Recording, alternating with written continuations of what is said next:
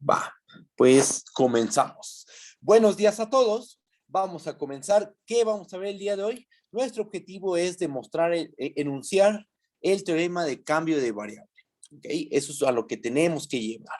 Para ello, vamos a recordar algunas cosas de cálculo 2, de cálculo 3. Por ejemplo, el primer teorema fundamental del cálculo, el segundo, qué es un difeomorfismo. Vamos a definir lo que es un cambio de variable y vamos a dar ejemplos de diferentes cambios de variables.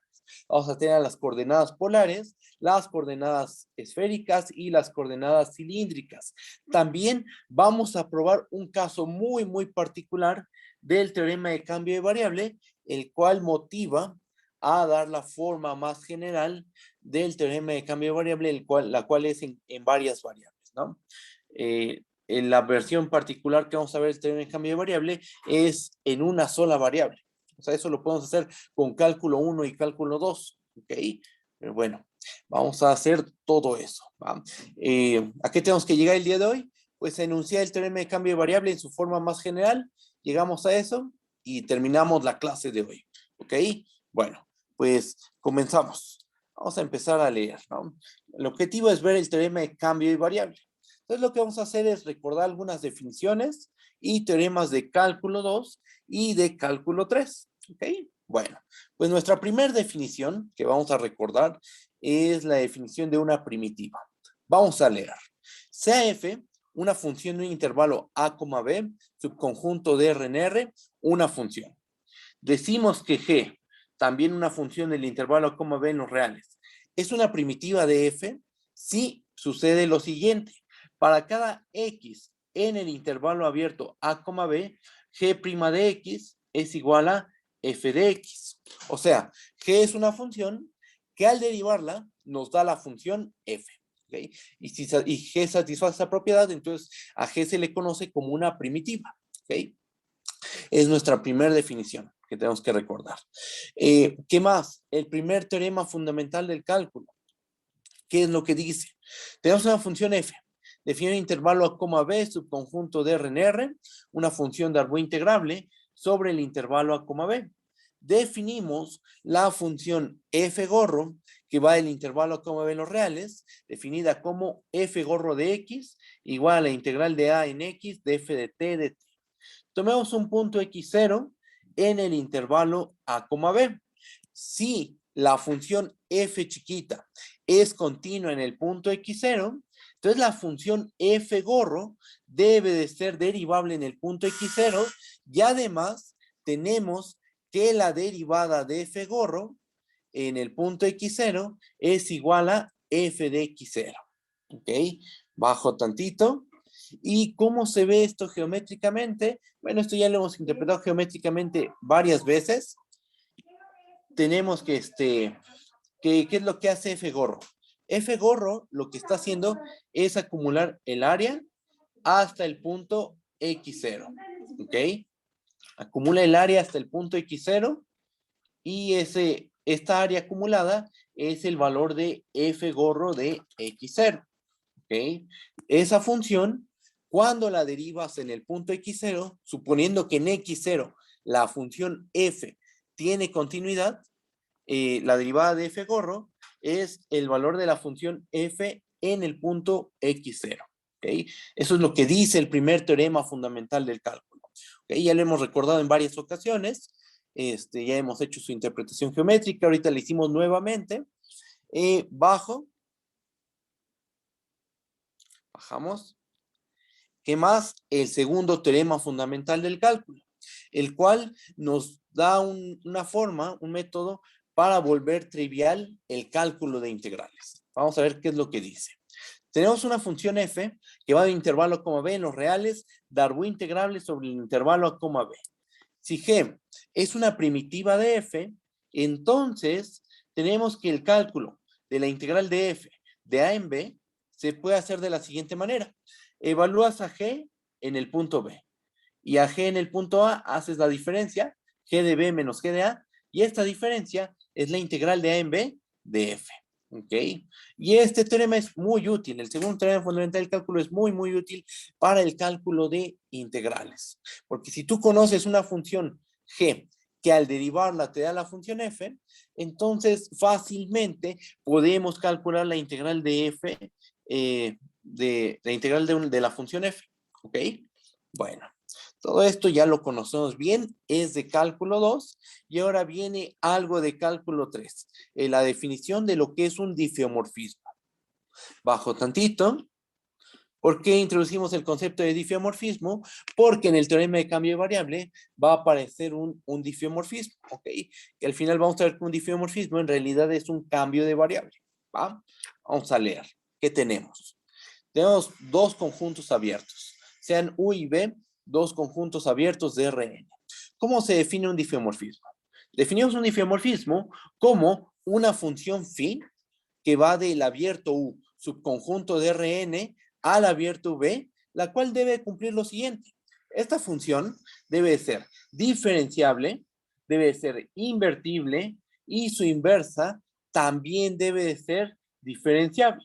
¿Ok? O sea, tienes una función diferenciable, la cual es invertible sobre su imagen, o sea, es inyectiva y suprayectiva sobre su imagen, y la inversa, la función inversa, o sea, la phi a la menos 1, es una función que también es diferenciable, ¿ok? O sea, esta función lo que hace es mandar cosas suaves, cosas que no tienen picos, en cosas suaves, y su inversa también hace lo mismo. Este conjunto es suave. Entonces, bajo la función phi, se va a algo que es suave. ¿A qué me refiero con suave? Que no tiene picos, ¿ok? La inversa también hace lo mismo. Tú agarras un objeto suave que se quede contenido en V, le aplicas phi a la menos 1 y se va a algo suave también, algo sin picos. ¿Okay? Intuitivamente hablando, por supuesto. ¿Va? Bueno. Entonces, tenemos nuestra segunda definición, que es la de un difeomorfismo. Y asociado a los difeomorfismos, tenemos un teorema muy importante de cálculo 3, el cual es el teorema de la función inversa. Su prueba también es muy complicada, lleva mucho tiempo hacerla en cálculo 3, porque se requiere probar varios lemas. Ahorita lo que vamos a hacer nosotros es simplemente recordar lo que dice este teorema, ¿va? Vamos a recordarlo. Bajo. Y va, ¿qué es lo que dice el teorema de la función inversa? Pues tenemos un conjunto U, subconjunto de Rn, abierto. Tenemos una función f que va del abierto U, subconjunto de Rn en Rn, una función de clase C1. ¿Qué es el clase C1? Deben de existir las parciales, para que sea clase 1, ¿qué debe cumplirse? Deben de existir las parciales y las parciales deben de ser continuas en todo el conjunto U. Ok, bueno. ¿Qué más? ¿Qué más tenemos? Pues la f es de clase C1. ¿Qué más? Pues tomemos un punto x0 en U y vamos a suponer que el jacobiano de f en el punto x0 es distinto de 0. ¿Okay? Justo en el punto x0 que se encuentra en U, que nos tomamos, ahí vamos a suponer que el jacobiano de f en x0 es distinto de 0. ¿Cuál es el jacobiano? A lo mejor vale la pena recordarlo y es justo lo que está en el cuadro azul. Recordemos que la matriz derivada de f en el punto x0 es la matriz que está conformada por las derivadas parciales, expresadas, acomodadas de esta manera, ¿no? La parcial de f1 respecto a la variable x1, después abajo inmediatamente tenemos a la parcial de f2 respecto a la variable x1, así nos seguimos hasta la parcial de fn respecto a la variable x1. Esto está en la primera columna. Después en la segunda columna, ¿qué tendríamos? La parcial de f1 respecto a la variable x2, que ya no la puse, después la parcial de f2 respecto a la variable x2, y hasta abajo de la segunda columna tendríamos a la parcial de fn respecto a la variable x2. Continuamos pasando columna por columna y llegamos a la última columna, y ahí tenemos la parcial de f1 respecto a la variable xn, hasta llegar a la parcial de fn respecto a la variable xn, y todo eso evaluado en el punto x0. Esta rayita lo que está diciendo es que cada una de esas parciales las vas a evaluar en el punto x0. Esta es la matriz derivada. ¿Y quién es el jacobiano de f en x0? Simplemente es el determinante de la matriz derivada de f en el punto x0. ¿Okay? Esta matriz es una matriz de n por n. Esta es una matriz de n por n. ¿Ok? Entonces le podemos calcular el determinante. Ese determinante, el determinante de la matriz derivada, es el jacobiano de f en el punto x0. Eso también es importante porque en la fórmula del teorema de cambio de variable va a aparecer el jacobiano de cierto difeomorfismo o cierto cambio de variable. ¿Ok? Bueno, entonces regresando al teorema de la función inversa. Tenemos una función de clase C1, definida en un abierto. Tienes un punto x0 en el cual el jacobiano de f en x0 resulta ser distinto de 0. ¿Qué nos garantiza el teorema de la función inversa? Nos dice que esta función localmente es un difeomorfismo. Alrededor del punto x0 es un difeomorfismo. ¿A qué nos referimos con eso? Chequen. Van a existir v y w abiertos de Rn con la propiedad de que x0 pertenece en v y se queda contenido en u. Y la función f, al restringirla al abierto v, esa función va de v subconjunto de Rn a w, es un difeomorfismo de clase C1. ¿Esto cómo se ve geométricamente? Chequen. Bajo tantito y vamos a ver este diagrama. Tenemos nuestra función f. De principio nuestra función f va del abierto u, que es un subconjunto de Rn, hacia Rn. Pero ocurre que tú tienes un punto x0 dentro de u, donde el jacobiano de la función es distinto de 0. En este punto el jacobiano es distinto de 0. Entonces lo que te dice el teorema de la función inversa es que tú puedes restringir a tu función f a un abiertito v que se queda contenido en u y va a haber un abierto w de tal forma que la f restringida a v nos define un difeomorfismo que va de v hacia w. ¿Ok? Y aparte es un difeomorfismo de clase C1. O sea, la f restringida a v es de clase C1 y su inversa también es una función de clase C1. ¿Ok? Eso es lo que dice el teorema de la función inversa y en algún momento lo voy a mencionar. En algo relacionado a los cambios de variable, lo voy a necesitar. ¿Ok? Bueno, entonces, también este es un recordatorio de cálculo 3, bajo. Y ahora lo que vamos a hacer es probar un caso muy, muy particular del teorema de cambio de variable. Y este lo vamos a analizar, esta fórmula que vamos a obtener, la vamos a analizar y esa nos va a llevar a generalizar y a obtener la fórmula más general del teorema de cambio de variable. Esta fórmula que ahorita vamos a obtener es una fórmula para funciones de una sola variable. O sea, se puede obtener en cálculo 2, ¿ok? Porque aparece una integral. Bueno, lo podemos obtener en cálculo 2. De hecho, lo probamos en cálculo 2, probamos en cálculo 2 esta fórmula. Y esta fórmula la vamos a generalizar y vamos a obtener el teorema de cambio de variable en su forma más general. ¿Ok? Bueno, pues vamos a leer. ¿Okay? Empecemos probando un resultado visto en cálculo 2. Vamos a ver, teorema. ¿Qué es lo que dice? Pues tenemos una función f, definida en un intervalo i, subconjunto de r en r. ¿Ok? Una función continua en i. Vamos a tomar una función phi, define un intervalo a, b, subconjunto de R en R, una función de clase C1 inyectiva, tal que su derivada es distinta de 0 para cada x en el intervalo abierto a, b. ¿Okay? Vamos a suponer que la imagen del intervalo cerrado a, b bajo phi se queda contenida en i. Esta última condición, ¿por qué la pido? Pues para poder realizar esta composición. Y ahorita la vamos a hacer.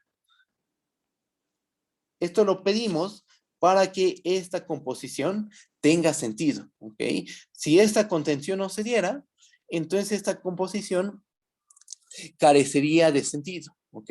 Pero como estamos exigiendo que se dé esta contención, entonces sí podemos realizar esta composición. Y es necesario realizar esta composición en la fórmula que voy a dar a continuación. ¿Ok? Bueno, entonces bajo estas hipótesis, una continua, una función de clase C1 inyectiva con derivada distinta de 0 en todos los puntos, y se puede realizar la composición, se tiene lo siguiente. Se tiene que la integral de A en B de f de phi de x, aquí está la composición, multiplicada por el valor absoluto de phi prima de x, esa integral es igual a la integral de phi de a phi de b de f de u de u. ¿Ok? Esta fórmula es un caso muy, muy particular del teorema de cambio de variable. ¿Ok? Pero ahorita vamos a hacer la prueba y después vamos a expresar esa fórmula de una manera adecuada, ¿va? Ahorita nada más lo único que les he comentado es que esta fórmula es un caso muy particular del teorema de cambio de variable, ¿va? Bueno, y esa fórmula es la que vamos a intentar generalizar, ¿bien? Bueno, pues lo que vamos a hacer es probar este resultado. Bajo tantito y vamos a hacer su prueba.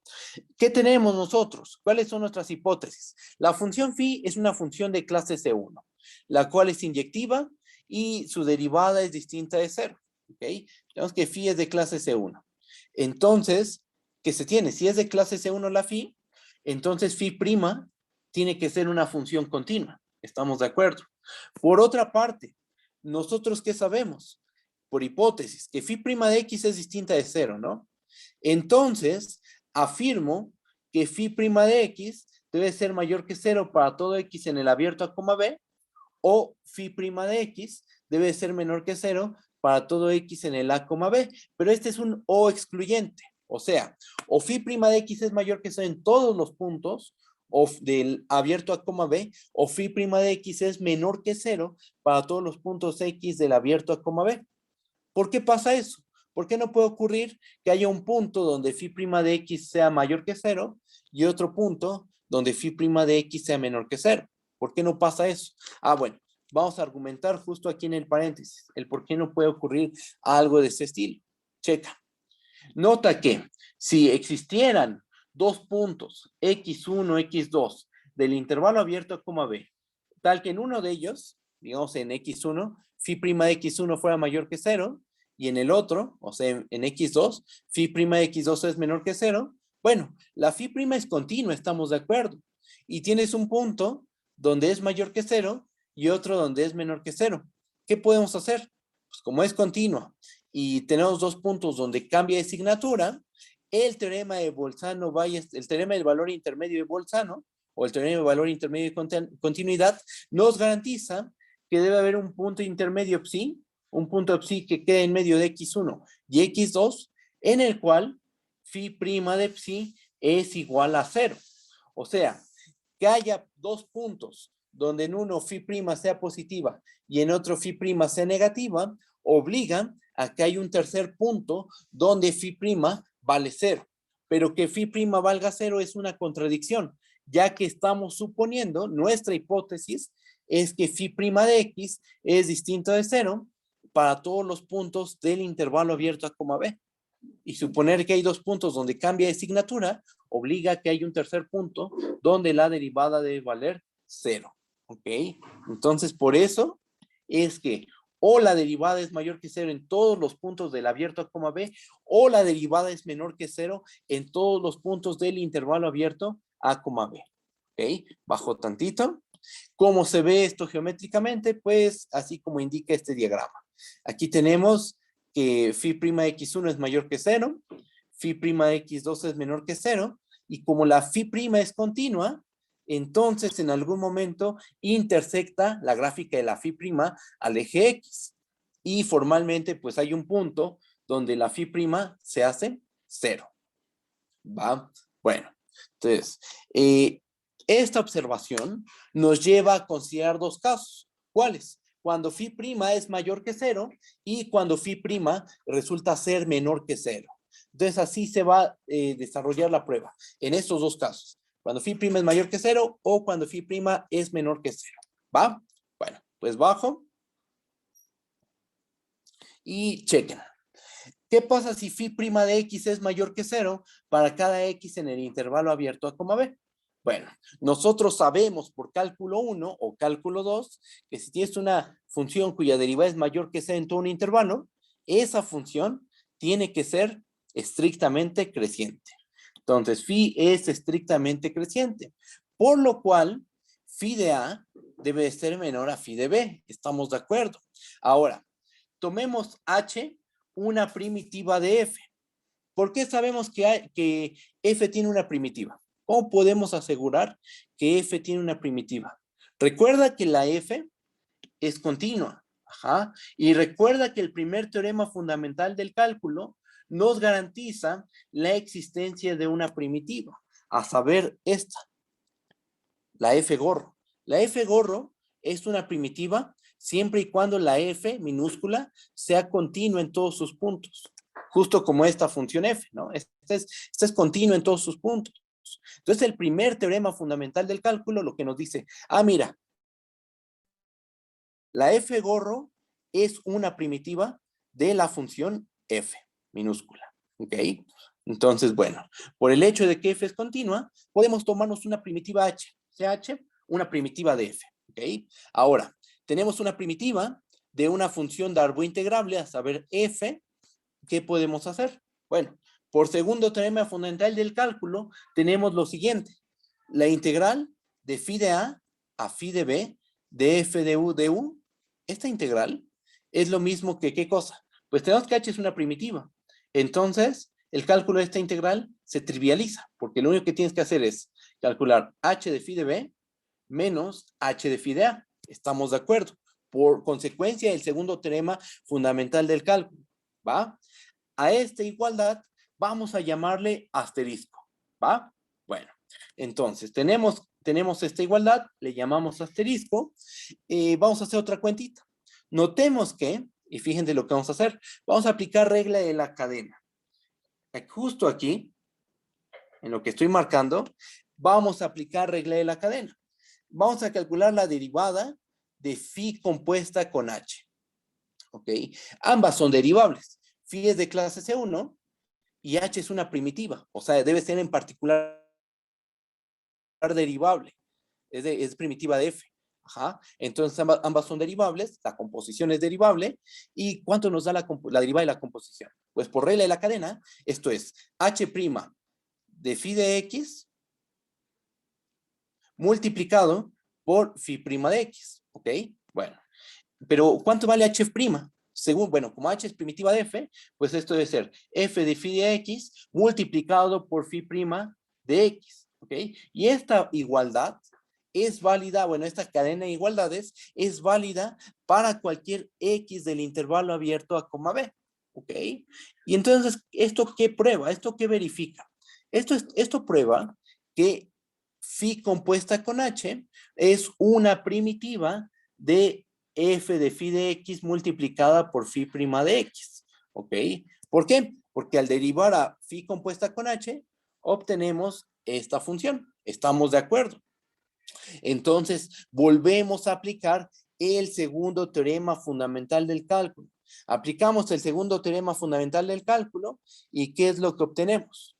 Tenemos que la integral de a en b de f de phi de x por phi' de x, ¿esto aquí es igual? Otra vez, ¿cuál es una primitiva de esta función? Es phi compuesta con h.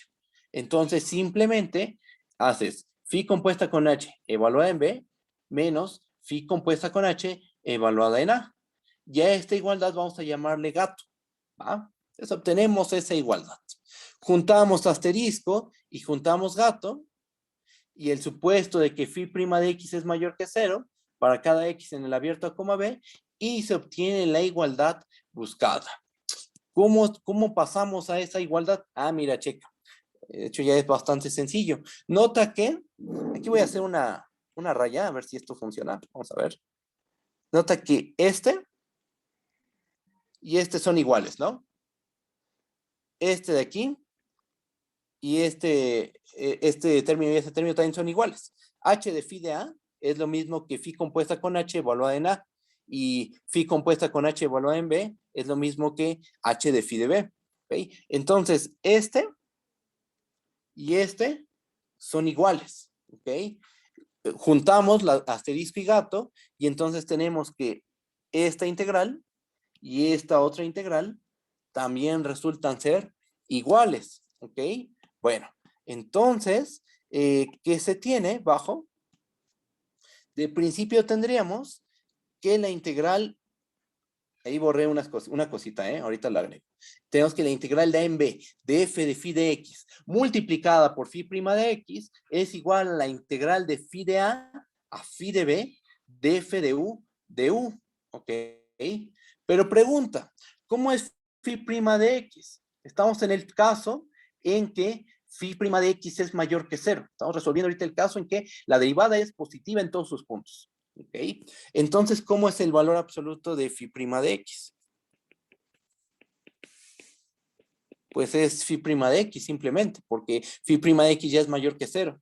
Y entonces, si aquí yo le agrego un valor absoluto, pues es la misma fórmula, ¿no?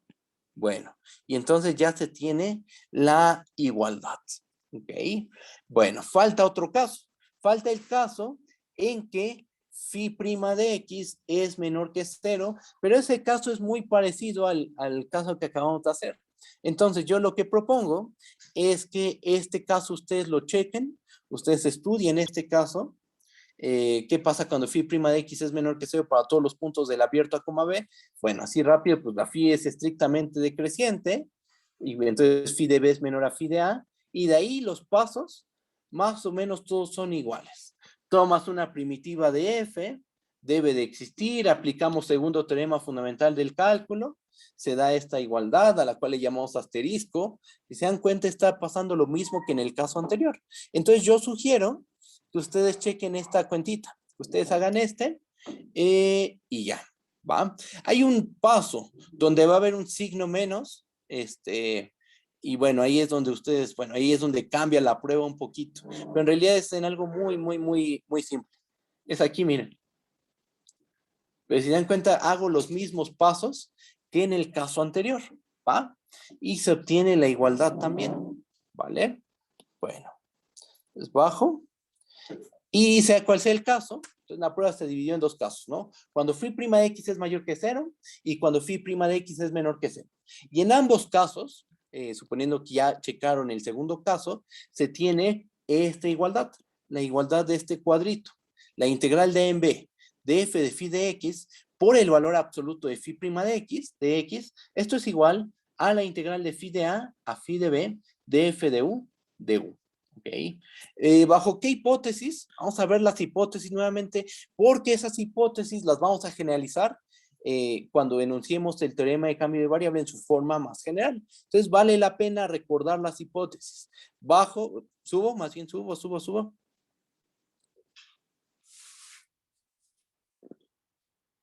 Tenemos esto. F continua en el intervalo I. Phi, una función de clase C1, inyectiva, con derivada distinta de cero.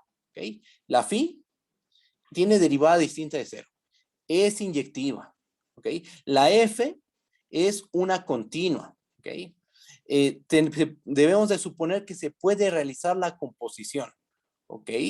Y entonces, bueno, bajo esas hipótesis, lo que dice el teorema es que la integral de en b de f de phi de x por valor absoluto de phi prima de x es igual a la integral de phi de a phi de b de f de u de u. ¿Ok? Este resultado, esta igualdad se ocupa un montón. Cuando haces el cálculo, por ejemplo, cuando haces sustitución trigonométrica, en el fondo, lo que estás haciendo es ocupar este resultado. De hecho, ahorita vamos a hacer un ejemplito de cómo se aplica esta fórmula. ¿Va? Bajo. Ya hicimos la prueba. Bueno, nos faltó un caso, pero en realidad es similar o casi análogo al que hicimos. Entonces no vale la pena volverlo a hacer. Bajo. Y vamos a hacer una interpretación geométrica muy importante de la función phi. ¿Qué es lo que hace la función phi? Chequen. Hay dos casos a considerar, porque así dividimos la prueba. El caso en que su derivada de la phi es mayor que cero y el caso en el que la derivada de la phi resulta ser menor que cero. Checa. Tenemos nuestro intervalo a coma b, que es donde está definida la phi. Cuando le aplicamos al intervalo a coma b la función phi, y suponemos que phi' de x es mayor que 0, lo que sucede es que el punto A se va al punto phi de A. ¿Estamos de acuerdo? El punto B, al aplicarle phi, se va al punto phi de B. ¿Qué le pasa a los puntos que se quedan en medio, de A y B? Pues se van a ir en medio de phi de A y de phi de B. ¿Por qué? Porque en el caso en que phi' de x es mayor que 0, pues la phi es estrictamente creciente. ¿Ok? Entonces, todos los puntos que quedan en medio de A y B se van a en medio de phi de A y de phi de B. Entonces, fíjense lo que está pasando. El intervalo a coma B, vamos a leer lo que está de color morado. El intervalo a coma B, bajo la phi, se transforma en el intervalo phi de A, phi de B. O sea, estamos cambiando la región A, B por la región phi de A, phi de B. O el intervalo A, B se está transformando en el intervalo phi de A, phi de B. Lo mismo pasa en el caso en que la derivada es menor que 0. Pero, bueno, hay un detallito simplemente. Tenemos al intervalo AB. Nosotros aplicamos phi a, obtenemos a phi de A. Nosotros aplicamos phi a B y obtenemos phi de B. Y los puntos que quedan en medio de A y B se van a puntos que quedan entre phi de B y phi de A. Aquí la diferencia en el caso en que phi' de x es menor que 0 es que la phi es decreciente. ¿Ok? Entonces, bueno, phi de A es mayor a phi de B. ¿Qué es lo que termina pasando? Que bajo la función phi transformamos el intervalo a coma B en el intervalo phi de B, phi de A. Entonces, ¿qué es lo que hizo la función phi? Lo que hace phi es transformar una región en otra región. ¿Ok? Eso es lo que está pasando. Pasas de una región a otra. ¿Y eso qué? ¿Eso qué tiene que ver con la integración? Ah, mira. ¿Qué podríamos escribir nuestra fórmula de la que acabamos de obtener? De esta forma. La integral de f de u sobre este intervalo, el intervalo phi de a, b, es igual a la integral de f de phi de x multiplicada por el valor absoluto de phi' de x sobre el intervalo cerrado a, b. ¿Ok? ¿Qué es lo que nos dice esta fórmula? Así es escrita, ¿qué nos dice? Vamos a ver la integral del lado izquierdo. Tú quieres integrar a f sobre esta región, sobre este intervalo. Bueno, lo que puedes hacer es transformar tu región phi de a, b en la región a, b. Y en lugar de integrar en esta región, en la phi de a, b, integra sobre la región a, b. ¿Ok? Pero bueno, no solo cambias de región, también cambia la función que se va a integrar. Porque ahora en lugar de integrar a la función f, integras a f de phi de x multiplicada por el valor absoluto de phi' de x. Entonces, ¿qué dice esta fórmula? Tú puedes transformar tu región a, b en la región phi de a, b, y la función f debe de cambiar para que realmente la igualdad sea verdadera, ¿no? En vez de integrar sobre f, vamos a integrar, en vez de integrar a f, vamos a integrar a f de phi de x multiplicada por el valor absoluto de phi' de x. ¿Okay? Entonces, aquí lo importante es que pasamos de una región a otra región. ¿Va? Cambiamos de región y también cambió la función que se va a integrar. ¿Va? Bueno, entonces, eso es básicamente lo que dice esa fórmula. Y esta fórmula la vamos a generalizar a varias variables. ¿Ok? Pero bueno, antes de hacer eso, vamos a ver un ejemplo de esta fórmula. ¿Va? ¿Qué es la sustitución trigonométrica? Que a veces uno simplemente la aplica, o sea, uno ya sabe el camino que debe seguir, pero no sabe qué teorema se está ocupando. Y es algo que suele pasar, es común, ¿ok? Bueno, entonces vamos a ver cómo este teorema, que acabamos de ver, se aplica en el caso de la sustitución trigonométrica. Chequen. Vamos a considerar esta integral. La integral de 0 a 1 de la raíz de 1 menos x cuadrada de x. Y vamos a considerar la función phi, que va del 0, pi medios a r, tal que a cada teta lo mandamos a seno de teta. Nota esto. ¿Qué pasa si derivamos a la phi? ¿Cuánto nos da? Coseno de teta, ¿verdad? ¿Coseno de teta es mayor que 0? Sí, siempre y cuando teta se encuentre en el intervalo abierto 0, pi medios, ¿va? ¿La phi es de clase C1?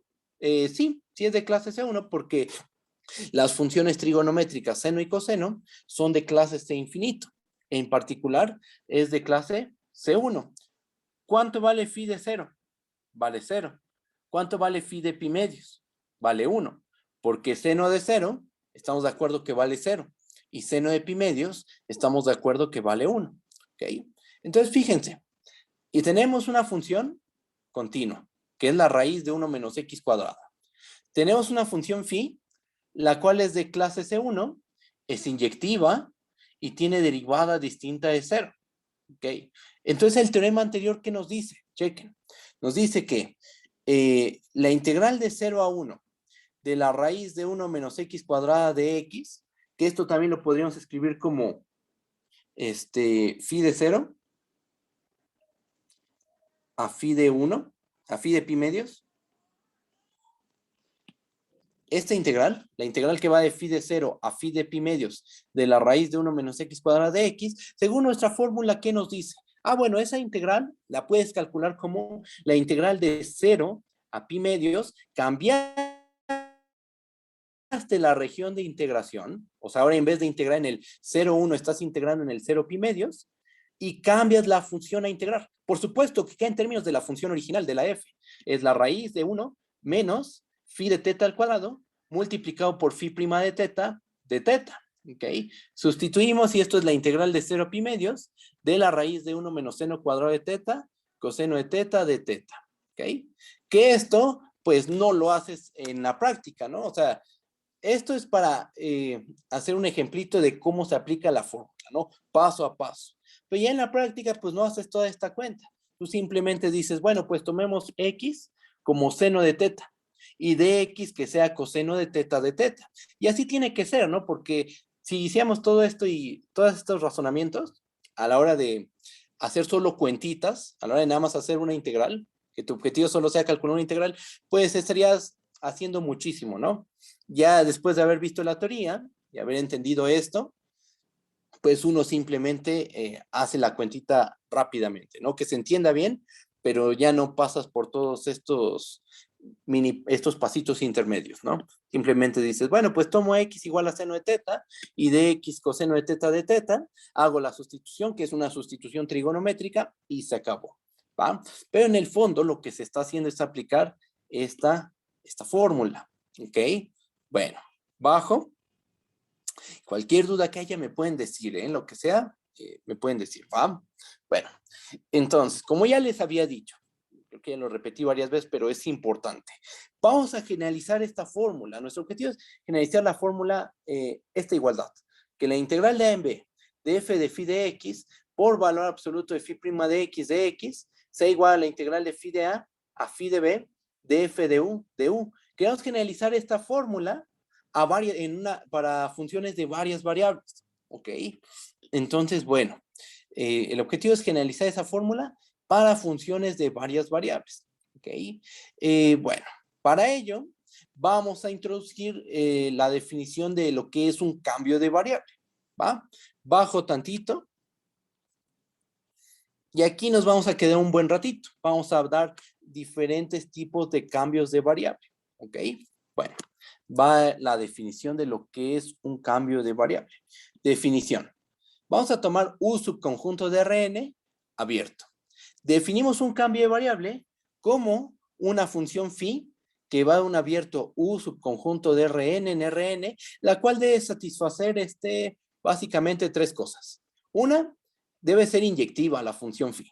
Debe ser una inyectiva, debe ser una función de clase C1, o sea, existen las parciales y son continuas, y además el jacobiano de f en x es distinto de 0 para cada x del abierto U, ¿ok? Eso es un cambio de variable, ¿va? Es una función que va de un abierto U subconjunto de Rn en Rn, misma dimensión, debe ser inyectiva, debe ser de clase C1, y el jacobiano debe ser distinto de 0 en todos los puntos de el abierto U, ¿va? Ese es un cambio de variable. ¿Qué es lo que sigue? Pues ver diferentes cambios de variable. Hay un montón de cambios de variable y esto es útil porque cuando ya tengamos nuestra fórmula general, ya tengamos el teorema de cambio de variable, pues vamos a necesitar tener en la mano muchos cambios de variable, ¿okay? Diferentes cambios de variable. Entonces ahorita lo que vamos a hacer es dar diferentes cambios de variable. Los usuales, hoy vamos a empezar con los usuales, que es coordenadas polares, cilíndricas y esféricas, ¿ok? Y vamos a verificar solo en polares y en cilíndricas que efectivamente cumplen estas tres condiciones: ser inyectiva, ser una función de clase 1 y que el jacobiano sea distinto de 0. Pero antes de pasar a los ejemplitos, vamos a leer lo que está en el recuadro, que es algo que ya les había comentado, que los cambios de variable en realidad son diffeomorfismos. Chequen. Usando el teorema de la función inversa, tenemos lo siguiente. Phi es un cambio de variable, sí y solo sí. Phi es un diffeomorfismo. Prueba, bueno, la prueba va a quedar como un ejercicio para ustedes, pero es algo muy sencillo, porque estamos de acuerdo que si tienes un cambio de variable, les voy a dar una idea de la prueba, si la phi es un cambio de variable, entonces es inyectiva, es de clase C1 y su jacobiano es distinto de 0. Por tener esta hipótesis, la hacer clase C1, y la hipótesis de que el jacobiano es distinto de 0, podemos aplicar teorema de la función inversa en cada punto de U. ¿Ok? Lo aplicas y por el simple enunciado del teorema de cambio de variable, se puede inferir dos cosas: que la imagen de la phi es un abierto, o sea, la imagen de U bajo phi es un abierto, y que la phi a la menos 1 resulta ser una función diferenciable de clase C1. Por lo tanto, tendríamos un diffeomorfismo. ¿Ok? O sea, la ida así se hace, como acabo de decir, aplicando el teorema de la función inversa.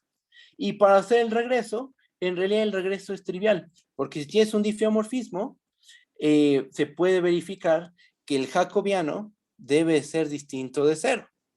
Bueno, aquí falta agregar algo. Es un diffeomorfismo de clase C1. ¿Ok? Bueno, si tenemos un diffeomorfismo de clase C1, pues ya tenemos que inmediatamente la phi es inyectiva, es de clase C1, y se puede verificar que el jacobiano de f en x es distinto de 0. Aquí no es f, aquí es una phi, ¿verdad? Ahí está, ya. Y bueno, eso ustedes chéquenlo. Su prueba no es complicada, es bastante sencilla. Simplemente hay que aplicar bien el teorema de la función inversa. ¿Ok? Bueno, ahora, ¿qué es lo que vamos a hacer? Pues vamos a ver diferentes cambios de variables: coordenadas polares, coordenadas cilíndricas y coordenadas esféricas. ¿Va? Bueno, pues vamos a pasar a los ejemplos. Bajo tantito. Nosotros sabemos por geometría analítica que dado un punto x, y, vamos a ver primero este mini dibujo. Dado un punto x, y, ese punto x, y queda unívocamente determinado por este ángulo y su norma. ¿Ok? Bueno, estos dos parámetros determinan a un punto de R2. ¿Ok? Bueno, ¿y quiénes son esos puntos? Bueno, se puede verificar que X es R coseno de teta y que Y debe ser R seno de teta. ¿Va? Bueno, entonces vamos a considerar esa función. ¿Qué función? La función phi, que va de 0, infinito, cruz 0,2 pi hacia R2, tal que a cada R, teta lo mandamos a R coseno de teta, R seno de teta. A esa función se le conoce como el cambio de coordenadas polares. ¿Ok? ¿Por qué? Porque R y teta representan un punto del plano. ¿Ok? Tú das una R, tú das una teta, y eso te determina un único punto del plano. ¿Ok? Para que tenga sentido, pues la R es un radio. La R es la norma del vector X, Y, estamos de acuerdo. Entonces, R, pues tiene que ser mayor que 0. ¿Ok? ¿Y teta qué es? Es un ángulo. Los ángulos usualmente se miden en radianes, en ángulos, ¿no? De hecho, en ángulos casi no hacemos nada aquí en la facultad. Entonces, teta, ¿dónde se mueve? Se mueve de 0 a 2pi, ¿ok? Es el dominio natural por la interpretación geométrica que le estamos dando a la R y a la teta, ¿ok? La R se mueve de 0 a infinito porque R es una norma, un número, un radio, ajá, y teta se mueve de 0 a 2pi porque es la inclinación que tiene este segmento de recta que se genera por el punto X, y el origen, ¿va? Bueno, ¿qué vamos a probar? Vamos a probar que phi es un cambio de variable, realmente es un cambio de variable. ¿Qué hay que ver? Pues hay que ver, otra vez hay que recordar la definición de lo que es un cambio de variable. Hay que demostrar que es inyectiva, que es de clase C1 y que su jacobiano es distinto de 0 en todos los puntos de nuestro abierto U. En nuestro caso, ¿cuál va a ser nuestro abierto U? Voy a bajar tantito. En nuestro caso, ¿cuál es el abierto U? Pues va a ser este, ¿no? Déjenme, lo pongo de otro color. Ahí está. Va a ser el 0, infinito, cruz 0,2pi. Este es un abierto, estamos de acuerdo, en R2. Entonces, ¿la phi está definida en un abierto? Sí, bien. ¿Qué hay que ver? Que es inyectiva, que es de clase C1 y que su jacobiano es distinto de 0. Vamos a empezar con la inyectividad. ¿Qué hacemos?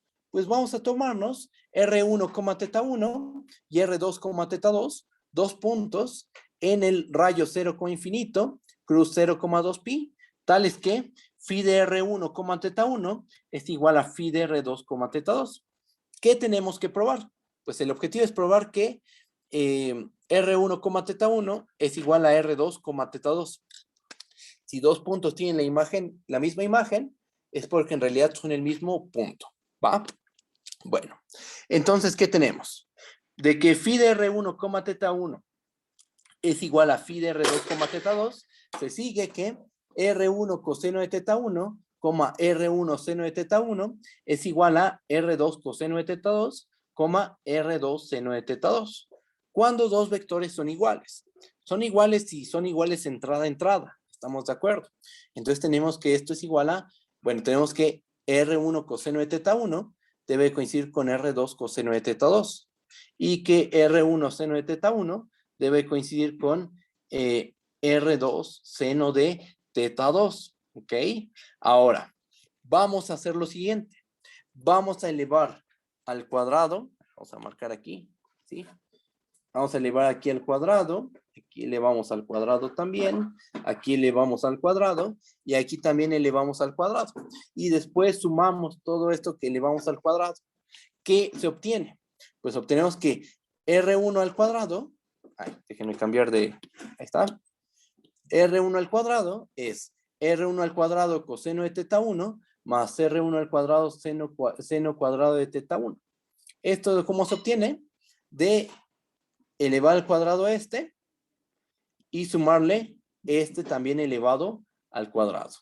Y entonces obtienes que R1 al cuadrado es R1 al cuadrado coseno de teta 1 más R1 al cuadrado seno cuadrado de teta 1.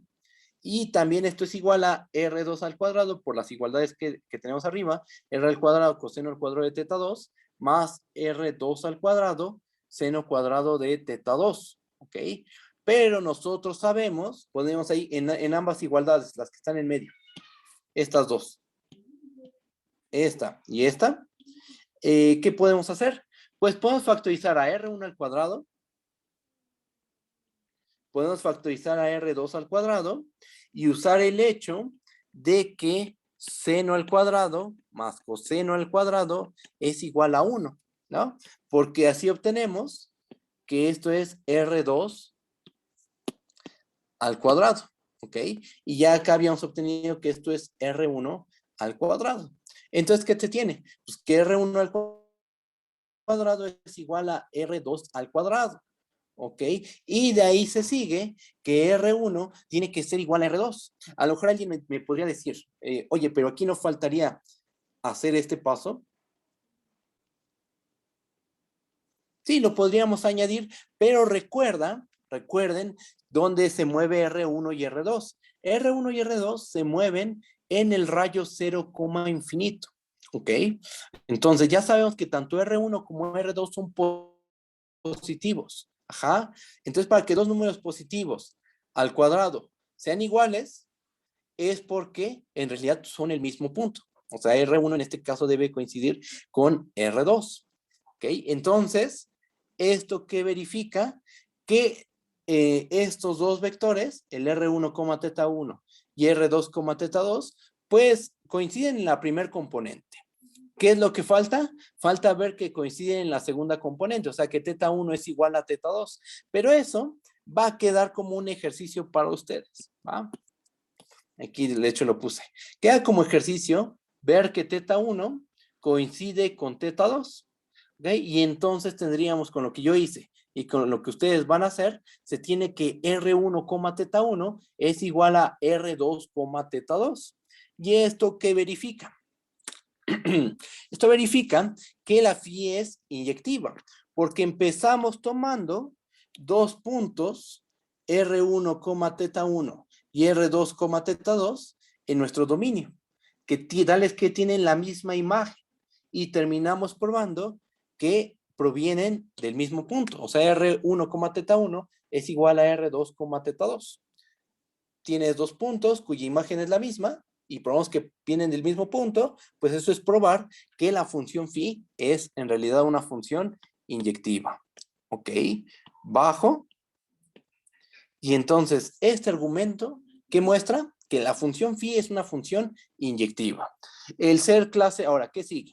Pues bueno, ya vimos que la phi es inyectiva. Falta ver que la phi es de clase C1 y que su jacobiano es distinto de 0. A ver, vamos paso a paso. Con clase C1, esto es muy fácil, ¿eh? El probar que es clase C1, simplemente hay que argumentar bien. Pero argumentar bien es hacer una mini pruebita, es algo muy, muy simple, y la voy a hacer de la siguiente manera. Cheque. Notemos que phi está conformada por dos funciones componente. Una, phi 1 y la otra phi 2. ¿Quién es phi 1 de r, teta? Es r coseno de teta. ¿Quién es phi 2 de r, teta? Es r seno de teta. Estamos de acuerdo que la función r y la función coseno de teta son funciones de clase C1. Las trigonométricas son de clase C1. Un polinomio o una lineal, que es la R, es una función de clase C1. De hecho, son clases C infinito. Lo mismo pasa con la phi 2. Tiene a seno de teta multiplicado por R, son de clase C infinito. En particular, son de clase C1. Entonces, phi 1 y phi 2 son de clase C1. La phi entrada, función componente a función componente, es de clase C1. Bueno, entonces la phi tiene que ser una función de clase C1. Así de simple. Hay que argumentar bien, pero el argumento no debe ser tan largo, porque en realidad es casi siempre probar que el cambio de variables en realidad de clase C1 es algo muy, muy, muy simple. ¿Va? ¿Qué más? Bueno, el jacobiano. El jacobiano de phi de r, teta debe ser distinto de 0 para todo r teta, que pertenece al 0, infinito, cruz 0,2 pi. Pues vamos a hacer el cálculo. Aquí lo que tienen que hacer ustedes es hacer la cuentita. Calculamos la matriz derivada, que es la parcial de phi 1 respecto de r, la parcial de phi 2 respecto de r, la parcial de phi 1 respecto de teta, y la parcial de phi 2 respecto de teta, todo esto evaluado en r, teta. ¿Qué nos queda? Después de hacer la cuentita de las parciales, nos queda coseno de teta, seno de teta, menos r seno de teta, coseno de teta. ¿Ok? ¿Qué sigue? Pues calcularle a esta matriz derivada su determinante. ¿Ok? Bajo. Porque eso por definición es el jacobiano. Es más, aquí vamos a ponerle. Por definición, sabemos que el jacobiano de phi de r, teta es el determinante de coseno de teta, en nuestro caso seno de teta, menos r seno de teta, r coseno de teta. Calculamos el determinante, cosa que ya sabemos hacer para matrices de 2 por 2. Esto es r coseno cuadrado de teta más r seno cuadrado de teta, ¿ok?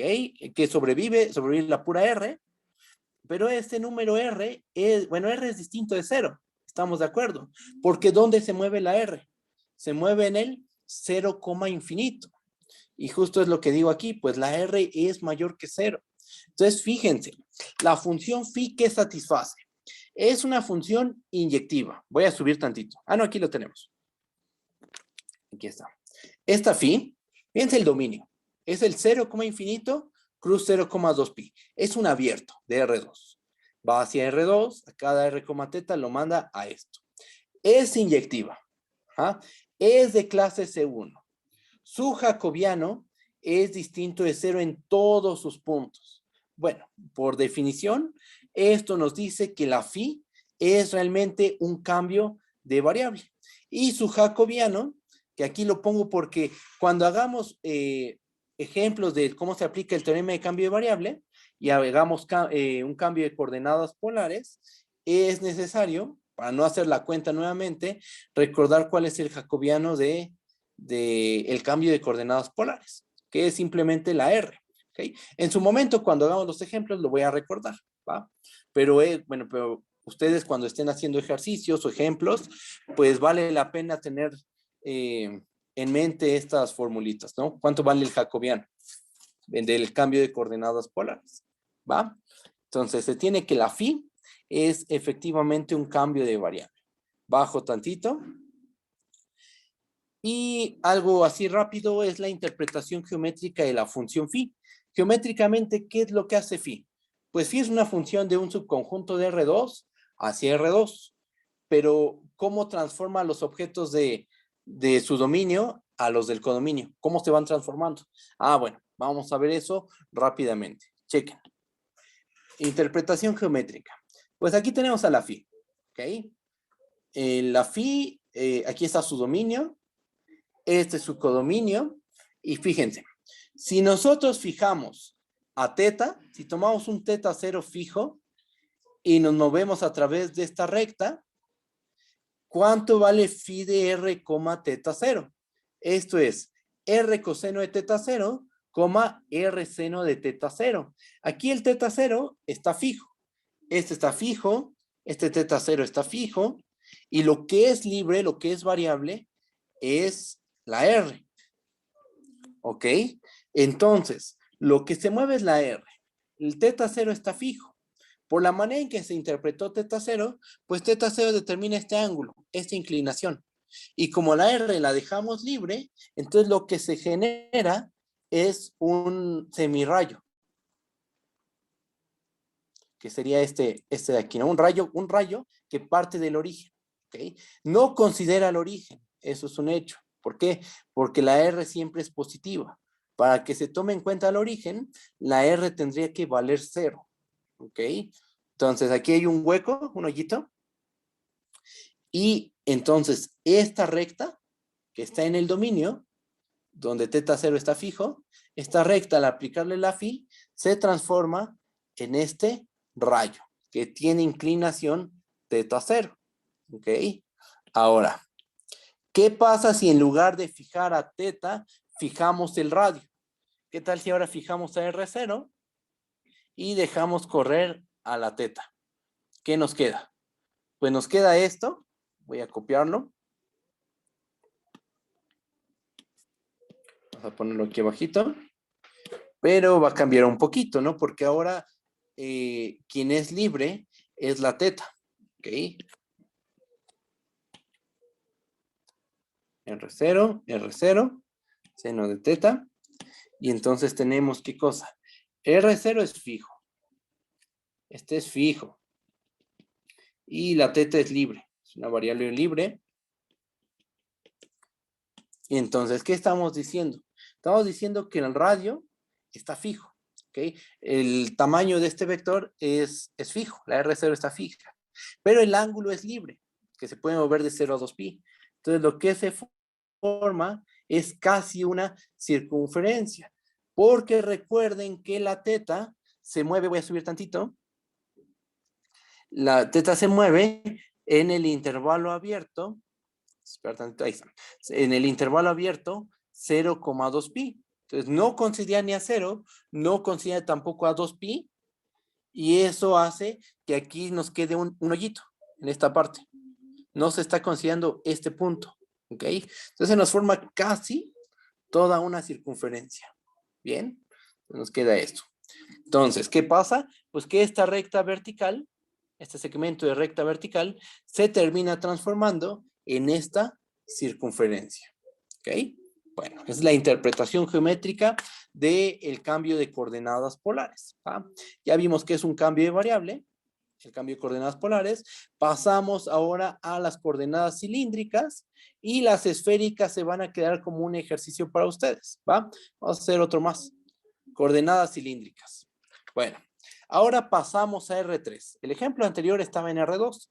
Este se encuentra en R3. Ocurre que si tú tomas un punto X, Y, Z, este punto queda unívocamente determinado por su altura, la altura respecto al plano XY, la distancia que hay de este punto al plano XY, por esta R, que es la norma del vector en el plano XY de este puntito, es la norma de este punto que estoy señalando, ¿ok?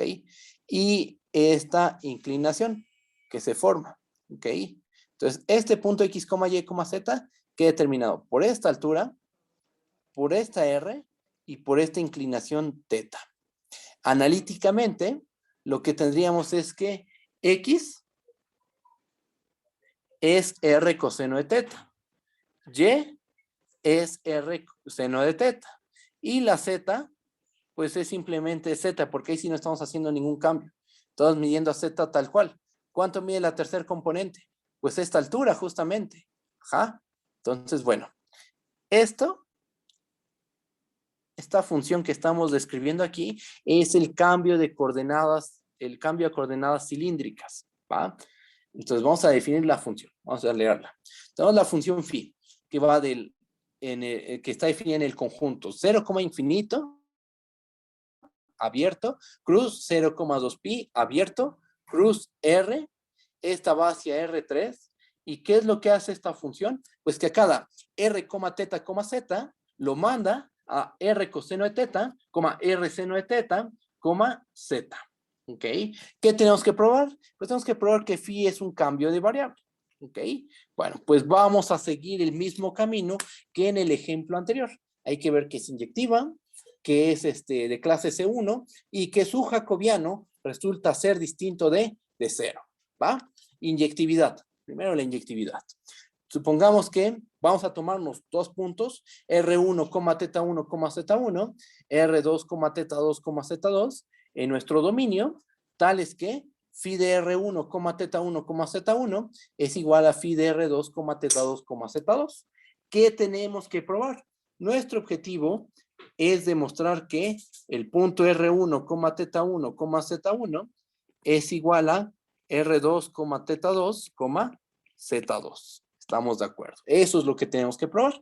Bueno, que phi de R1, θ1, Z1 sea igual a phi de R2, θ2, Z2, estamos de acuerdo que es equivalente a que R1 coseno de θ1, R1 seno de θ1, Z1 es igual a R2 coseno de θ2, R2 seno de θ2, Z2. ¿Ok? Es lo mismo. ¿Ah? Estamos sustituyendo simplemente el significado de la phi. Cuando dos vectores son iguales, y solo si son iguales, entrada a entrada. Entonces obtenemos esto, que R1 coseno de θ1 es igual a R2 coseno de θ2. R1 seno de θ1 es igual a R2 seno de θ2 y Z1 es igual a Z2. Entonces, fíjense, de esta igualdad ya obtuvimos que la tercera entrada de R1, θ1, Z1 y R2, θ2, Z2 coincide. ¿Okay? La tercer componente de esos dos vectores es igual. Bueno, y observen que lo que está en rojo es como, en cierto sentido, el cambio de coordenadas polares, ¿no? Fíjense lo que está marcado de rojo. Es el cambio de coordenadas polares, ¿no? Si quitáramos más vamos a marcarlo. Si quitamos si lo quitamos, nos olvidamos tantito de pues nos queda el cambio de coordenadas polares. Y nosotros sabemos que si tenemos la igualdad que está subrayada en rojo, por lo que hicimos allá arriba, en el ejemplo anterior, sabemos que se puede inferir que R1 es igual a R2 y que θ1 es igual a θ2 bajo este supuesto. ¿ok? Es lo que hicimos arriba, ¿ok? Entonces, pues ya no vale la pena repetir el argumento que se dio arriba, ¿ok? Entonces de aquí se sigue que R1 es igual a R2, θ1 es igual a θ2 y Z1 es igual a Z2. ¿Ok? ¿Qué tenemos entonces? Que la función, bueno, aquí faltaría hacer algo más. Aquí tenemos, de aquí se sigue que esta parejita, que estoy marcando, esta, es una, jaja, ahí está. Esos dos vectores son iguales, ¿ok? Entonces probamos la inyectividad porque tenemos dos puntos del dominio que tienen la misma imagen. ¿Qué probamos? Pues que esos dos puntos resultan ser iguales, ¿ok? Y entonces se tiene que la función phi resulta ser una función inyectiva, ¿va? Bueno, entonces ya tenemos que la phi es inyectiva. Bajo tantito. Clase C1. Bueno, vamos a argumentar. Nuevamente el argumento es muy sencillo. Hay que argumentar bien, pero es algo muy, muy simple. O sea, debe quedar muy siempre eso. Debe ser algo muy, muy cortito. ¿Va? Una prueba muy cortita. Como phi está en términos de productos de polinomios, cosenos y senos, se sigue que phi es de clase C1. Así de simple. Porque aquí estamos usando el hecho de que el producto de funciones de clase C1 nos da una función de clase C1. Estamos de acuerdo que la phi está conformada por este tipo de funciones. Subo tantito. Simplemente hay que ver la regla de correspondencia. Coseno de teta en la primer componente multiplicado por R. R es un polinomio. Coseno de teta pues es la función coseno, la cual es de clase C1. Su producto nos da algo de clase C1. Otra vez, R es de clase C1, ¿sí? Seno es de clase C1, ¿sí? Su producto es de clase C1, sí. Z es un polinomio, es de clase C infinito, bueno, es de clase C1, ¿sí? Entrada es de clase C1, por lo tanto la phi resulta ser de clase C1, ¿ok? Bajo. ¿Qué más? El jacobiano. Vamos a ver que el jacobiano de phi, evaluado en R, θ, z, es distinto de 0. Bueno, ¿qué hay que hacer? Pues hay que calcular la matriz derivada de la phi, que aquí la tenemos. Tenemos que la derivada de phi evaluada en R, θ, z, pues es esta, matriz de 3 por 3. Parcial de phi 1 respecto de R, después parcial de phi 3 respecto de R, es una primera columna, después en la segunda columna derivado respecto de θ, y en la tercera columna respecto de z. ¿Qué nos termina quedando? Esta matriz, haciendo las cuentitas, nos queda coseno de θ, seno de θ, menos R seno de θ, R coseno de θ, aquí un 0, aquí un 0, 0, 0, y aquí nos termina quedando un 1. Eso se hace fácilmente, o sea, simplemente agarras tu función, esta, y te construyes la matriz derivada. Si te das cuenta, si yo borrara la tercer componente, ¿qué nos queda? Las coordenadas polares, ¿no? Y nosotros obtuvimos la matriz derivada de las coordenadas polares. Y justo la matriz derivada de las coordenadas polares es esta. Entonces, en el fondo, esta cuentita ya la hiciste. Esto que acabo de marcar. Esta es la matriz derivada de las coordenadas polares. ¿Ok? Bueno. Entonces, tú haces la cuentita. Es bastante sencilla. Y bueno. Resulta esa matriz que tengo ahí señalada.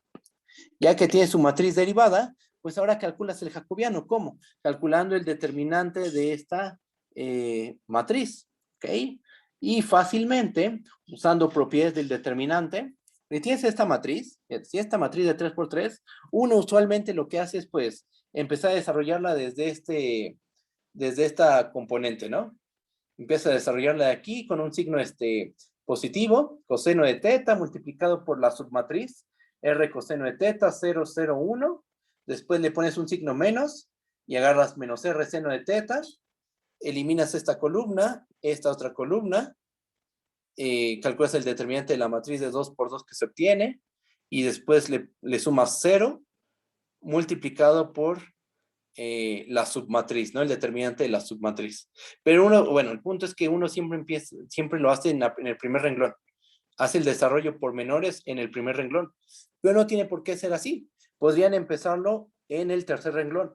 Y como en el tercer renglón hay un montón de ceros y hay un 1, eso simplifica considerablemente la cuenta y empezando a desarrollarlo desde el tercer renglón, se tiene, claro, sí, bueno, lo desarrollan desde el tercer renglón. ¿Y qué les queda? Que el jacobiano de phi, evaluado en r, θ, z, es r, el cual es distinto de 0, porque la r, ¿dónde se mueve? En el 0, infinito, o sea, es mayor que 0, ¿ok? Entonces, el jacobiano de la phi es distinto de 0 en cualquier punto r, θ, z, y de ahí se concluye que la phi es un cambio de variable. Bajo tantito, ¿quién es la phi? Pues es esta función, que está definida en el 0, infinito, cruz 0,2 pi, cruz r, va hacia R3, y lo que hace es que a cada r, θ, z, lo manda a r coseno de θ, r seno de θ, z. Su jacobiano, aquí lo escribo, su jacobiano vale r, ¿ok? Como les dije hace rato, bueno, va a ocurrir lo mismo que con las coordenadas polares. Con las coordenadas cilíndricas, también es importante tener a la mano su jacobiano, porque cuando queramos aplicar la fórmula del teorema de cambio de variable, que ya estamos a punto de verla, requerimos de este jacobiano. Si es que queremos aplicar el cambio de coordenadas cilíndricas, se requiere conocer este jacobiano. Entonces, pues uno, para evitar hacer otra vez toda esta cuenta, pues uno lo que puede hacer es memorizarse el jacobiano del cambio de coordenadas cilíndricas. O claro, también uno puede hacer nuevamente la cuenta. No hay ningún problema, eso también es válido. Solo que a veces estas cuentas son bastante laboriosas y hay cositas, por ejemplo, esto del cálculo, la matriz derivada y su jacobiano, esas cosas pues las podemos evitar, ¿va? Y simplemente decir, recordemos que el jacobiano de el cambio de coordenadas cilíndricas es R y el de coordenadas polares es R, ¿va? Algo así, ¿va? La interpretación geométrica, o sea, interpretar geométricamente a la función phi. Aquí vamos a hacer aquí está la phi. Aquí están las coordenadas cilíndricas. Bueno, fíjense, si nosotros fijáramos, vamos a interpretar geométricamente la función. Vamos a ver cómo transforma el cambio de coordenadas cilíndricas objetos de R3 en objetos de R3 al aplicarle la phi. Chequen. Si nosotros nos tomamos ¿este plano qué cumple? Bueno, es un plano que es paralelo al plano θz, este planito que estoy señalando, al θz. Aquí lo que estamos haciendo es fijar a R0. Estamos fijando el radio. ¿Okay? Bueno, esta R. La estamos fijando. Nos queda este plano. Y cuando a este plano le aplicamos el cambio de coordenadas cilíndricas, lo que obtenemos es realmente un cilindro de radio R0 y altura infinita. Porque ¿qué nos quedaría? Si la R es fija, si R0 está fijo, entonces aquí tendríamos, a ver, déjenme subir, como lo puse, ok. R0, θ, z, nos quedaría R0 coseno de θ, R0 seno de θ y z. Z es variable, Z es libre, la θ es libre también, pero la R0 está fija. Ok, entonces, ¿qué nos dibuja esto? Al fijarnos en su imagen, ¿qué nos dibuja esto? Pues nos va a dibujar un cilindro de radio, con círculo base, de radio R0. Este cilindro sube tanto como queramos.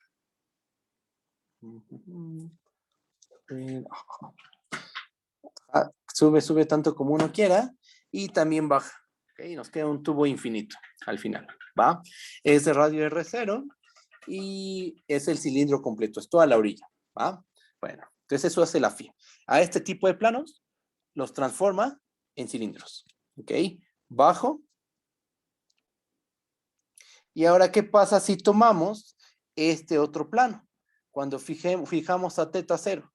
Si fijamos a teta 0 y dejamos libre a la R y libre a Z, entonces, al aplicarle la phi, y esto queda como un ejercicio, bueno, hacer con cuidado este análisis geométrico, ¿qué es lo que nos termina quedando?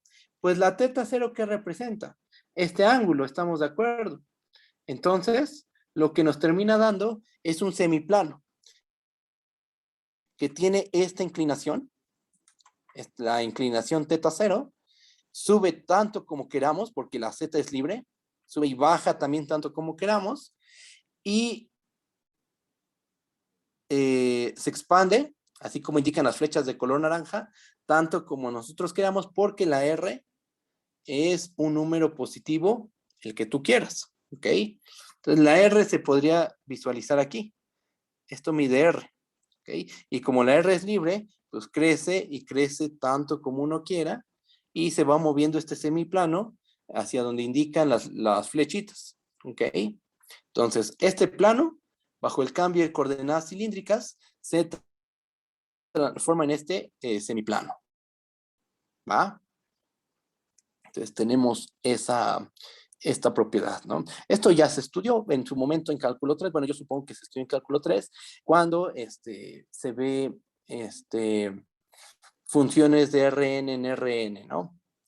Estudia las transformaciones de Rn en Rn, cómo se transforman ciertos objetos en otros objetos bajo una función de ese estilo, y un clásico es ver este tipo de funciones, los cambios de coordenadas polares, cilíndricas y esféricas, ¿va? Bajo el caso en que z está fijo, pues queda como ejercicio. Quedaría ver qué es lo que pasa cuando fijas a z, ¿va? Pues ustedes háganlo, ustedes chequenlo con cuidado. Y el último ejemplo de un cambio de coordenadas, un cambio de variable, es el cambio de coordenadas a coordenadas esféricas. Vamos a definirlo y todo el desarrollo queda como ejercicio para ustedes. O sea, ver qué es un cambio de variable realmente, que es inyectiva, que es de clase C1 y que su jacobiano es distinto de 0. ¿Va? Chequen. Coordenadas esféricas. ¿Cómo se define? Pues es una función phi que va de 0, infinito, cruz 0,2 pi, cruz 0, pi hacia R3. ¿Y qué es lo que hace esta función? Ah, pues que a cada R, teta, phi, lo manda a R seno de phi, coseno de teta, R seno de phi, seno de teta, R coseno de phi. El objetivo es probar que esta función phi es un cambio de variable y que su jacobiano está dado por menos r cuadrada seno de phi. ¿Ok? Geométricamente, ¿cómo se interpreta este cambio de coordenadas, cambio de variable? Chequen. Tú tomas un punto x, y, z en el espacio. Ese punto queda determinado unívocamente por su norma, por la medida de este ángulo y por la medida de este otro ángulo. Chequen, aquí vamos a hacer algunas cuentitas adicionales, que aquí se nos forma un triángulo rectángulo. El triángulo, vamos a ponerle los nombrecitos, ¿no? A esto, que este sea O, que este sea A y que este sea B, ¿no? Entonces se nos forma el triángulo OAB, ¿no? ¿Cuánto vale el segmento AB? El segmento AB, perdón, el segmento AO. El segmento AO, ¿cuánto mide? Pues mide R coseno de phi. El segmento AB, ¿cuánto mide? Mide R seno de phi. Este segmento, el segmento AB, se supone por la manera en que hice el dibujo, tiene que ser este segmento que está aquí abajo, en el sentido de la longitud. O sea, este segmento, el AB, lo proyectamos hacia el plano que está abajo, en el piso, y nos queda esta línea que está de color rojo. ¿Ok? Vamos a ponerle otro nombre a vamos a llamarle, a este punto vamos a llamarle C. Ocurre que la longitud de OC es la misma que la longitud de AB. ¿Ok? Pero aquí en el piso, o sea, en este plano, como que se forman unas coordenadas polares, ¿no? Porque aquí ya tienes cuánto mide el radio. ¿Cuánto mide? Mide R seno de phi por la cuentita que hemos hecho. ¿Cuánto mide entonces este lado? Este lado va a medir R seno de phi, coseno de teta. ¿Y cuánto va a medir este otro ladito? Pues va a medir R seno de phi, seno de teta. ¿Ok? Entonces, ¿X quién es? X es R seno de phi, coseno de teta. ¿Quién es Y? Es R seno de phi, seno de teta. ¿Y quién es Z? Es simplemente R coseno de phi, que es esta altura. Así es como así es como esos tres parámetros, R, teta y phi, determinan de manera unívoca a un punto de R3. ¿Ok? Bueno, ¿qué queda como ejercicio? Ver que esto es un cambio de variable, que phi es realmente un cambio de variable y que su jacobiano está dado por este valor. ¿Va? Bueno, por último, lo que vamos a hacer es enunciar el teorema de cambio de variable. La próxima clase, ahorita lo vamos a enunciar, y la siguiente clase vamos a hacer una demostración heurística, o sea, una prueba que usa argumentos geométricos, pareciera que es formal, pero hay detalles, ¿no? Pero nos conduce a algo que es verdadero, ¿ok? Entonces vamos a una demostración heurística del teorema de cambio de variable, vamos a generalizarlo, o sea, ahorita el teorema de cambio de variable que voy a decir, enunciar, no es la forma más general del teorema de cambio de variable, hay una forma más general, pero ahorita vamos a empezar con esta.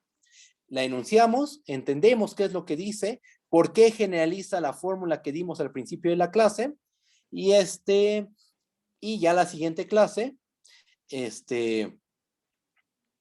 damos la forma más general y empezamos a hacer un montón de ejemplos de cómo se aplica el teorema de cambio de variable. ¿Okay? Ejemplos sencillos primero, ejemplos de los normales, digamos, por decir una manera, y después vemos ejemplos un poquito más sofisticados. Por ejemplo, vamos a definir las coordenadas esféricas generalizadas, y con ese cambio de variable vamos a calcular el volumen de una bola de dimensión n. Que ahí la cuentita va a estar un poquito pesada, pero yo digo que es un buen ejemplo, está bonito, aunque es un poquito pesado, pero vale la pena hacerlo, ¿va? Y bueno, pues vamos a terminar la clase de hoy viendo teorema de cambio de variable. Ya con todo esto, pues con todas estas ideas, estos recordatorios, yo considero que ya el teorema de cambio de variable no es tan feo, no tan feas las hipótesis, tan feo todas las condiciones que se exigen, porque ya recordamos lo que es un difiomorfismo, que todo difiomorfismo es un cambio de variable. Bueno, creo que ya recordando que la definición del jacobiano, bueno, creo que así va a ser más simple entender la fórmula, ¿va? Así que vamos a enunciarla, ¿va? ¿Qué es lo que dice? Teorema de cambio de variable. Primer versión, no es la más general, mañana vemos la más general. ¿Qué tenemos? Pues vamos a tomarnos un conjunto U, subconjunto de Rn abierto. Vamos a tomar una función phi que va de U subconjunto de Rn a Rn, un cambio de variable. O también podríamos decir, por la observación que hicimos hace rato, un difiomorfismo. ¿Ok? Un difiomorfismo. Sea omega, subconjunto de Rn, Jordan medible, con la propiedad de que su cerradura se queda contenida en U. ¿Ok? Ahora, ¿qué tenemos? Si F va de phi de omega hacia R y esta función es una Darboux integrable sobre phi de omega, entonces phi compuesta con F multiplicada por el jacobiano de phi es una función Darboux integrable sobre omega y se tiene la siguiente igualdad. La integral de f de u sobre la región phi de omega, esto es igual a la integral de phi compuesta con f en x multiplicada por, aquí le puse valor absoluto, pero más bien aquí me refiero que esta notación también se ocupa, pero no, perdón. No, esto sí está bien. El valor absoluto del jacobiano de phi en x de x. El jacobiano es un determinante, estamos de acuerdo. Ya que calculaste el determinante en un punto específico x, pues eso te da un real, ¿no? Y tiene sentido que a ese real le calcule su valor absoluto. ¿ok? Entonces se tiene esta igualdad. Y esta es la fórmula del cambio del teorema de cambio de variable, ¿ok? Te está diciendo que si tú quieres, tú vas a integrar una función f. ¿Qué es integrar a f? Y la vas a integrar sobre esta región phi de omega, ¿ok? Pero a lo mejor la región de integración es demasiado compleja. A lo mejor es muy complicado integrar a f sobre esta región phi de omega. ¿Qué es lo que haces? Pues transformas esa región, la llevas a otra región vía un cambio de variable, un difiomorfismo. Los difiomorfismos mandan cosas suaves a cosas suaves. En particular, y es algo que no mencioné, pero mañana lo voy a mencionar porque es importante, los difiomorfismos mandan conjuntos Jordan medibles en conjuntos Jordan medibles. Entonces, este es un Jordan medible. Omega es un Jordan medible. Su imagen es un Jordan medible. Entonces, estamos sobre Jordan medibles. El difiomorfismo transforma un Jordan medible en otro Jordan medible y se supone lo transformas de tal manera que esta nueva región, la omega, la región omega, sea una región más fácil, bueno, es una región que sea en la cual es más simple, más fácil calcular la integral. Pero no solo cambias la región, no solo es cambiar la región, también cambia la función que se va a integrar. Desde luego, la nueva función queda en términos de la función original y del cambio de variable. O sea, ahí no es cualquier, no la cambias por cualquier otra función, no. Queda en términos de la f original y de tu cambio de variable. Y multiplicado por un factor, que es el jacobiano de phi de x. Entonces, ¿para qué uno hace cambio de variable? Pues para facilitar el cálculo de la integral. Y nota también que esta fórmula generaliza la fórmula que vimos hace ratito, que decía esto: la integral de f de u sobre este intervalo, la imagen del intervalo a como bajo phi, era la integral de f compuesta con phi de x. ¿Quién es el jacobiano en una sola variable? Pues la derivada, ¿no? Simplemente. O sea, si estamos en una variable, ¿cuál es el jacobiano? Pues es la derivada, la derivada, tal cual. Le ponemos valor absoluto. Y aquí integramos sobre el intervalo a, b. ¿Ok? Entonces, esta es la fórmula que demostramos hace rato. Esta es un caso particular de esta fórmula que tenemos aquí. ¿Va? Porque aquí en la fórmula que demostramos, lo que haces es transformar este intervalo, el intervalo phi de a, b, lo transformas en el intervalo a, b. ¿Ok? Aquí, en el caso general, pues estás trabajando con un Jordan medible. ¿Ok? Bueno, por último, vamos a leer esto. ¿Qué tenemos?